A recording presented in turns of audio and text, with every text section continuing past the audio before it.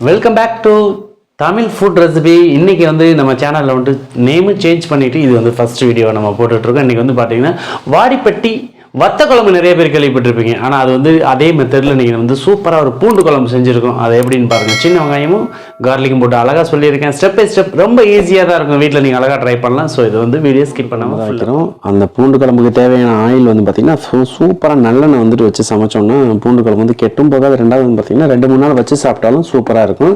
Oil வந்து அதுக்கு தேவையான அளவு ஊற்றியாச்சு. ஸோ எண்ணெய் காஞ்சதுக்கப்புறம் வந்து பார்த்திங்கன்னா ஒரு 1/4 டேபிள் ஸ்பூன் வந்துட்டு கடுகு போட்டுக்கலாம்.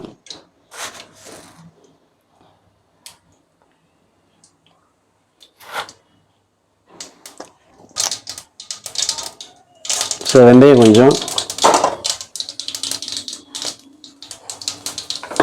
அது போட்டு வெந்தயம் வந்து கொஞ்சம் அந்த கலர் மட்டும் மாறணும். இப்போ நல்லெண்ணெயில் கடுகு பொரிஞ்ச மனம் நல்லா இருக்குது. இப்போ வந்து பார்த்திங்கன்னா நம்ம அது கூட அந்த கருவேப்பிலையும் போட்டுட்டு நம்ம ஏற்கனவே க்ளீன் பண்ணி வச்சுருக்க 1 கப்பு பூண்டை வந்து அதில் சேர்த்துருவோம்.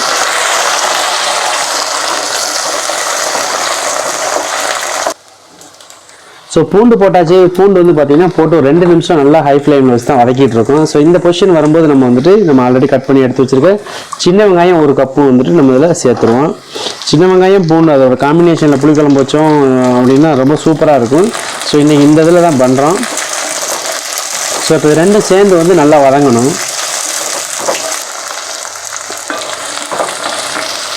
ஸோ சின்ன வெங்காயம் பூண்டு நல்லா வதங்கிட்டு இருக்கு. இதே மாதிரி நல்லா வதக்கணும். அதே மாதிரி இந்த வெங்காயம் வந்து பார்த்திங்கன்னா நல்லா கலண்டு வருது பாருங்கள். ஸோ இந்த பதம் வர்ற வரையும் வந்து நம்ம வதக்கணும். அப்போ தான் வந்துட்டு அடுத்து நம்ம இன்க்ரீடியன்ஸ் சேர்க்க முடியும்.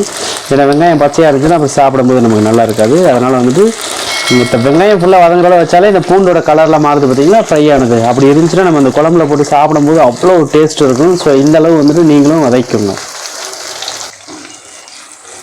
ஸோ இந்த ஸ்டேஜ் வரும்போது தான் நம்ம வந்துட்டு அடிஷ்னலாக தக்காளி ஆட் பண்ண போகிறோம். தக்காளி வந்து நான் இதுக்கு வந்து 2 தக்காளி எடுத்து நல்லா பழமாக கட் பண்ணியிருக்கேன். ஸோ இதையும் வந்துட்டு நம்ம சேர்த்துடலாம். சேர்த்ததுக்கப்புறம் வந்து பார்த்திங்கன்னா இதை லைட்டாக கிண்டி விட்டுக்குவோம். தக்காளி நல்லா மசிஞ்சு கொடுத்ததுக்கப்புறம் வந்துட்டு நம்ம மசாலா போடுவோம். அதுக்கு முன்னாடி கொஞ்சமாக கல் உப்பு வந்து இதில் நம்ம சேர்த்துக்கிட்டோம்னா வந்து நமக்கு சீக்கிரம் தக்காளி வதங்கும். அதே மாதிரி இந்த வெங்காயம் பூண்டு இதில் எல்லாமே கொஞ்சம் உப்பு சேரும். ஸோ இந்த குழம்புக்கு தேவையான அளவு வந்துட்டு நான் கல் உப்பு தான் போடுறேன். நீங்கள் கல் உப்பு எடுத்துக்கோங்க.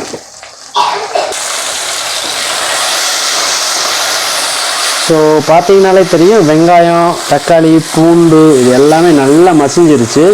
இப்போ வந்து அடுப்பை ஸ்லோவில் வச்சுட்டு இதுக்கு தேவையான வந்து மசாலாவை போட்டுடலாம்.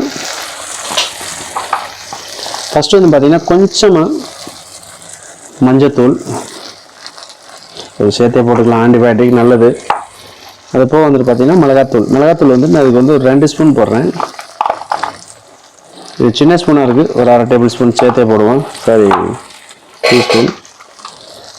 அதே அளவுக்கு மல்லித்தூள் கொஞ்சம் சேர்த்து போடுங்க மிளகாத்தூளோட. அப்போ தான் வந்து நம்ம கரெக்டாக இருக்கும். ஸோ இந்த மசாலா போட்டுட்டு ஃபஸ்ட்டு நல்லா மிக்ஸ் பண்ணுவோம். ஏன்னா இப்போ வந்து பார்த்திங்கன்னா அடுப்பை வந்து நீங்கள் ஃப்ளேம் வந்து ரொம்ப கம்மியாக வச்சுக்கோங்க. ஏன்னு கேட்டிங்கன்னா இந்த மசாலா கருவிச்சுன்னா நமக்கு குழம்போட டேஸ்ட்டே மாறிடும். அதனால் வந்துட்டு கொஞ்சம் ஸ்லோவாக வச்சுக்கோங்க. ஸோ இதெல்லாம் போட்டு ஒரு பரட்டியாச்சு. கொஞ்சமாக பெருங்காயத்தூள் போட்டுக்கோங்க.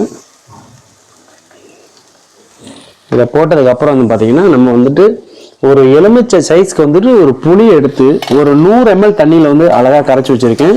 ஸோ அதையும் வந்துட்டு இந்த இப்போ வந்து நம்ம அதை ஃபில்டர் பண்ணி ஊற்றிடுவோம்.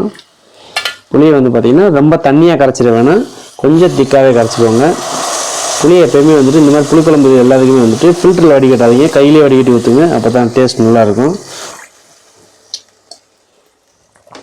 ஸோ இப்போ போட்டுட்டு இந்த புளியை ஊற்றிட்டு நல்லா ஒரு கிண்டி விடுங்க. ரொம்பவும் தண்ணியாக இருந்துடாமல் பார்த்துக்கோங்க. ரொம்ப டைட்டாக இருக்குது அப்படின்னா இன்னும் கொஞ்சம் வந்துட்டு பார்த்திங்கன்னா நம்ம கரைச்ச இந்த பாத்திரம் இருக்குது இல்லைங்களா, அதில் கொஞ்சம் அப்படியே தண்ணி பிடிச்சிட்டு திரும்ப இன்னும் கொஞ்சம் வந்துட்டு நம்ம அதை கரைச்சி அப்படியே நம்ம வந்துட்டு ஃபுல்லாக வந்துட்டு ஊற்றிக்கலாம். ஏன்னா நம்ம போட்டிருக்க மசாலா சேர்த்துருக்க சின்ன வெங்காயம் பூண்டு அதுக்கு தகுந்த மாதிரி இந்த குழம்பு வச்சோன்னா தான் உங்களுக்கு அந்த மெஷர்மெண்ட் சரியாக வரும். இப்போ வந்து பார்த்திங்கன்னா இந்த குழம்பு வந்து நம்ம ஒரு 4-5 பேர் வந்து தாராளமாக சாப்பிட்லாம். அந்தளவுக்கு தான் இன்றைக்கி நம்ம ப்ரிப்பேர் பண்ணியிருக்கோம். ஸோ இது நல்லா கொதிக்கட்டும். ஸோ இப்போ பார்த்தீங்கன்னா சூப்பராக பாருங்கள், அப்படியே நமக்கு வச்ச அந்த நம்ம சின்ன வெங்காயம் பூண்டும் போட்டு வச்ச குழம்பு அப்படியே செம்மையாக அப்படியே ஃப்ரை ஆகிடுச்சு. அழகாக வந்துட்டு திக்கும் ஆகிடுச்சு. பார்த்தீங்கன்னா கலர் பார்த்தீங்கன்னாலே உங்களுக்கு தெரியும், சூப்பராக இருந்திருக்கு. நம்ம ஊற்றின ஆயில் எல்லாமே சைட்லலாம் அப்படியே ஒதுங்க ஆரம்பிச்சிருச்சு. இந்த ஸ்டேஜில் வரும்போது நம்ம என்ன பண்ண போகிறோம் அப்படின்னு கேட்டிங்கன்னா, இந்த அளவுக்கு வந்துட்டு ஒரு சின்ன பீஸு வந்து வெல்லம், மண்டை வெல்லம் இதில் சேர்த்துட்டு இதையும் வந்துட்டு பார்த்தீங்கன்னா நல்லா கிண்டி விடுங்க. அதுக்கு முன்னாடி உப்பு தான் ஒரு டைம் நீங்கள் செக் பண்ணிக்கோங்க. நான் ஆல்ரெடி செக் பண்ணிட்டேன், சூப்பராக இருக்குது. நான் போட்டது கரெக்டாகவும் இருக்குது. இப்போ அதையும் போட்டு கிண்டிட்டு அதுக்கப்புறம் வந்து பார்த்தீங்கன்னா ஃப்ரெஷ்ஷாக ஒரு கட்டு கொஞ்சம் கொத்தமல்லி எடுத்து அப்படி மேலே தூவிட்டு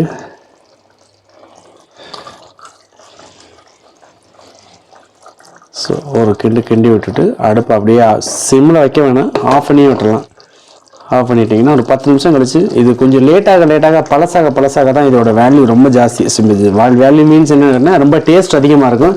ஸோ அதனால் வந்துட்டு பார்த்தீங்கன்னா மேக்ஸிமம் ப்ரிப்பேர் பண்ண உடனே எடுத்துக்காமல் நம்ம நீங்கள் நைட்டுக்கு டின்னருக்கு வேணும் அப்படின்னா நீங்கள் ஆஃப்டர்நூன் அதாவது லஞ்ச் டைமே நீங்கள் ப்ரிப்பேர் பண்ணி வச்சு நைட் சாப்பிட்டீங்கன்னா சூப்பராக இருக்கும். இதை ட்ரை பண்ணி பார்த்துட்டு உங்களோட ஃபீட்பேக் என்னங்கிறது நம்ம கமெண்ட் செக்ஷனில் கமெண்ட் பண்ணுங்கள்.